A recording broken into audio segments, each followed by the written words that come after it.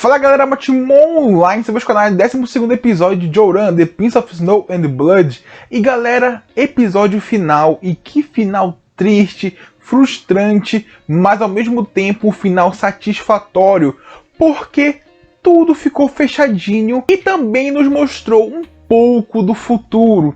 Mas bom, o episódio começou já com a cena da Yuki indo encontrar com o Jin. E quando ela saiu da casa, ela encontrou com a Helena, que falou para ela não subestimar o Jin e que ela poderia acabar sendo morta.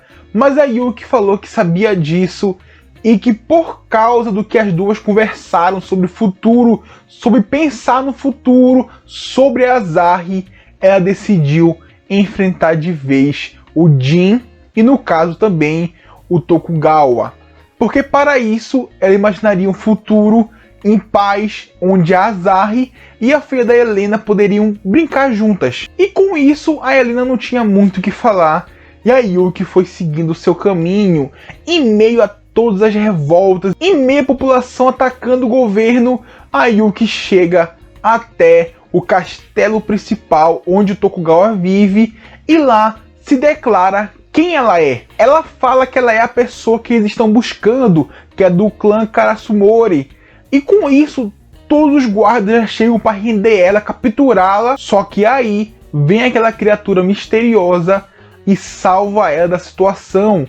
E essa criatura, que foi a criatura que matou o Makoto nos episódios passados, era na verdade o Jin. Basicamente o Jin é um transmorfo de corvo. E ele aparenta ser um Tengu, aquele do folclore japonês também, assim como a Yuki aparenta ser uma Yuki Onna. E quando ele salva a Yuki, o próprio Jin fala que ele vai salvar a Yuki de todas as ameaças da vida dela. E além disso, ele também fala que deu uma droga falsa para o Tokugawa e ele leva a Yuki para aquele lago onde eles tinham marcado o seu encontro. E lá, a Yuki está revoltada, fala que o Jin mentiu em tudo para ela, que ele inventou coisas, escondeu coisas, que ele matou pessoas, inclusive matou também todo o clã dela, e que ela não poderia perdoá-lo. E a partir daí começa uma luta muito boa, pelo menos a direção fotográfica da luta tá incrível, tá muito linda. Pra mim, foi uma das lutas mais bonitas do anime.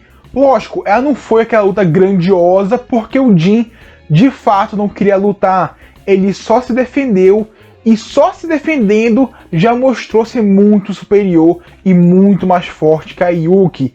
A Yuki não teve a menor chance contra o Jin. E quanto mais a Yuki atacava, mais o Jin ficava com uma cara triste e não fazia nada. E nessa hora a Yuki começa a perguntar: por que você não luta? E ele fala: porque agora você tem um local para retornar. E ele fala que irá matar o Tokugawa, que a raiva dela, a dor, o sofrimento, ele vai aceitar tudo e que ela não precisa mais sofrer e nem matar mais ninguém, porque ele fará tudo por ela. E nessa hora o Jin pega a espada da Yuki e corta o seu peito, meio que o deixando à beira da morte. E com isso ele começa a contar para Yuki sobre tudo que aconteceu, sobre as coisas, sobre as dúvidas dela, sobre o porquê ela ficou viva e o porquê dele querer tanto que ela viva. Na verdade, o Jin, desde aquele dia, sempre quis proteger a Yuki, porque ele amava a mãe da Yuki, porque a mãe da Yuki foi a única pessoa que foi gentil com ele, que falou com ele, conversou com ele, tudo sem uma segunda intenção. Ela foi uma pessoa amável do começo ao fim e que, além disso, ela só queria proteger os seus filhos. Tanto é que o Jin não matou nem a Yuki e nem o irmão dela. Ele tentou proteger a Yuki, mas não conseguiu proteger o irmão dela, que no caso o Janome pegou ele. Mas durante a conversa o próprio Jin admite que ele pensava em fazer tudo isso para protegê-la, mas na verdade ele fez tudo isso por ele mesmo, que isso era uma coisa que talvez amenizasse o peso na sua consciência. E de fato, galera, porque o Jin naquela época não tinha poder para proteger todo o clã da Yuki, ele não poderia fazer isso, mas ao matar todo o clã e proteger a Yuki era outra história, porque ali de fato ele conseguiria ter uma desculpa para proteger a Yuki, mas proteger o clã inteiro sozinho, sem poderes, não teria como.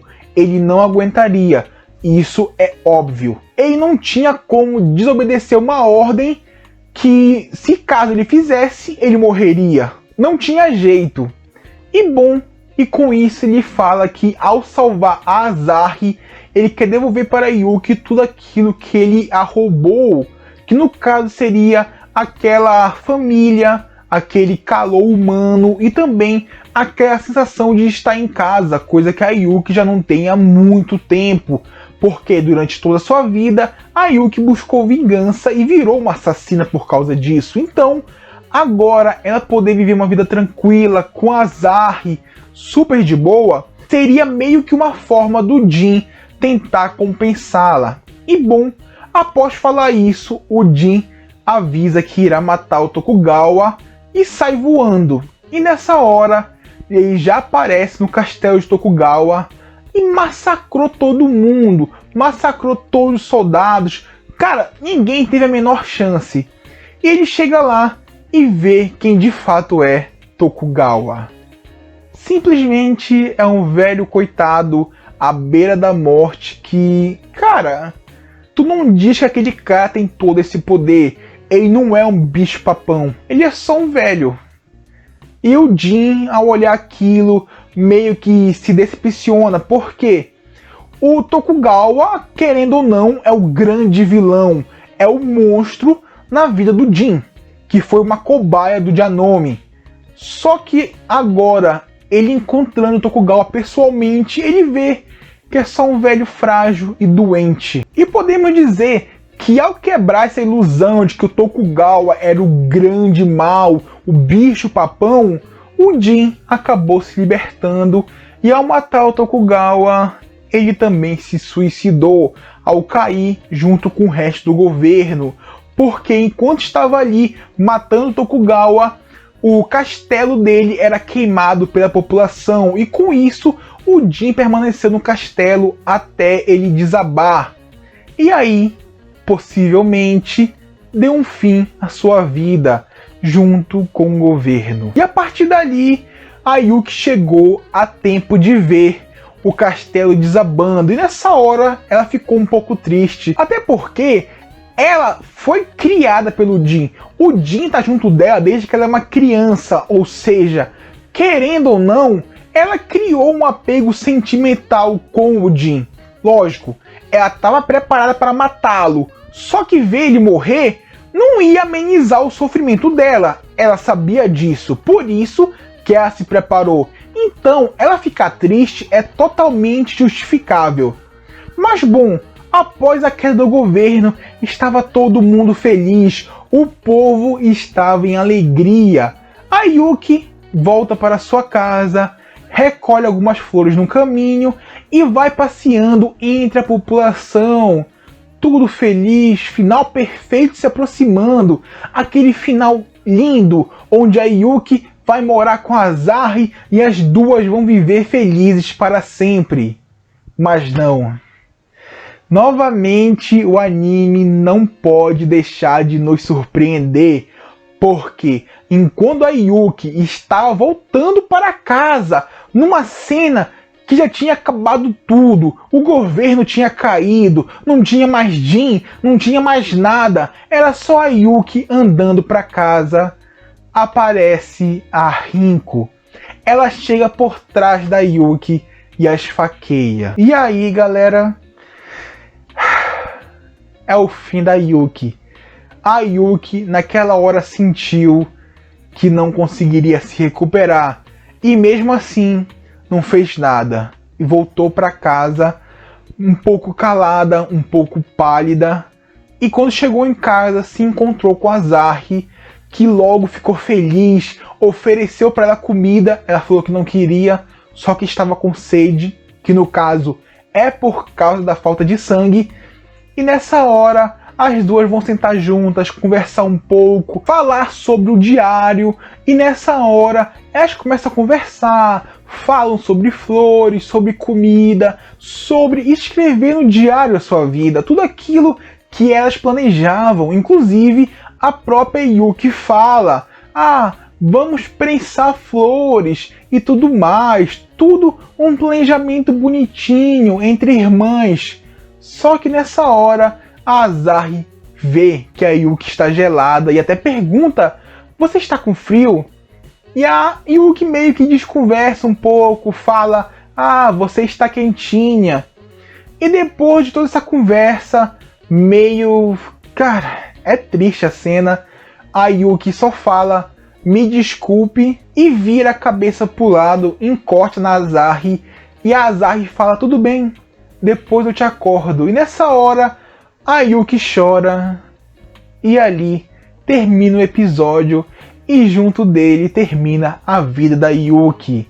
Sim, a Yuki acabou falecendo, e tudo isso porque ela é muito bondosa. Ela não devia ter deixado a Rinko viva, galera. Simplesmente deixar a Rinko viva foi um erro fatal, porque a Rinko voltou e matou ela. Isso era óbvio, porque a Rinko não foi simplesmente derrotada, não, ela foi humilhada. A Yuki nem ao menos usou sua forma final para acabar com a Rinko. E com isso, era lógico que a Rinko iria querer vingança, terminando assim com a vida da Yuki. Mas não acabou por aqui, porque após os créditos teve uma cena final extra, onde nós vimos a Asahi mais velha no túmulo da Yuki conversando com ela, e junto com a Asahi está a filha da Helena, e aparentemente ela fala uma coisa sobre a história se repetir. Basicamente, o ciclo de vingança se repete, porque a Asahi agora usa uma roupa parecida com a da Yuki. E nessa hora, enquanto ela vai conversando com a Yuki, nós vemos a filha da Helena lendo o diário que a Asahi escreveria com a Yuki. E nesse diário tem muita experiência que a Asahi viveu e também muitos sentimentos que ela queria compartilhar com a Yuki. E nessa hora aparece: a história se repete. Sim, porque o ciclo de vingança ele não tem fim. A Rinko quis se vingar da Yuki e agora aparentemente a Asahi quer se vingar da Rinko, ou no caso da pessoa que matou a Yuki. Porque assim como a Yuki salvou a Asahi também quer salvar outras pessoas. E esse ciclo não vai ter final. Até porque a Asahi também é uma transmorfa e aparentemente ela herdou o mesmo poder da Yuki, que é o poder de Yuki Onna. Que, para quem não se lembra, também é o mesmo poder da mãe da Yuki. Ou seja, o Corvo Branco era um poder da mãe da Yuki, que virou um poder da Yuki, que agora é um poder da Asahi. O mesmo corvo continua vivendo e ajudando as três, que podemos dizer que são as três gerações. E com isso, de fato, chega o final do anime. Como eu falei, um final triste, frustrante, que todo mundo esperava que fosse feliz, mas na realidade não terminou assim. Só que ele também nos mostrou um pouco do futuro, nos mostrou que a Asahi ficou bem, e que a Asahi também agora segue o mesmo caminho da Yuki, o que pode não ser uma coisa tão boa assim. Mas ok, quem sabe se tiver uma segunda temporada veremos a Asahi em ação, mas por enquanto fica só na nossa imaginação. E galera, simplesmente um anime que me surpreendeu muito. Eu admito que quando eu comecei a assistir, eu não esperava grandes coisas. Esperava um anime média 5, média 4, com nada de surpreendente. Mas na reta final, a cada episódio, um plot twist diferente, várias coisas inesperadas, quebrando totalmente a expectativa, pra mim melhorou e muito o anime, que terminou sendo um anime média 7. Cara, sensacional, anime muito bom. Eu adorei, eu me emocionei e nesse final eu fiquei muito triste. E galera, basicamente é isso aí. Se você gostou, deixe seu like, inscreva-se no canal, compartilhe com os amigos. E é isso, galera. Valeu, falou!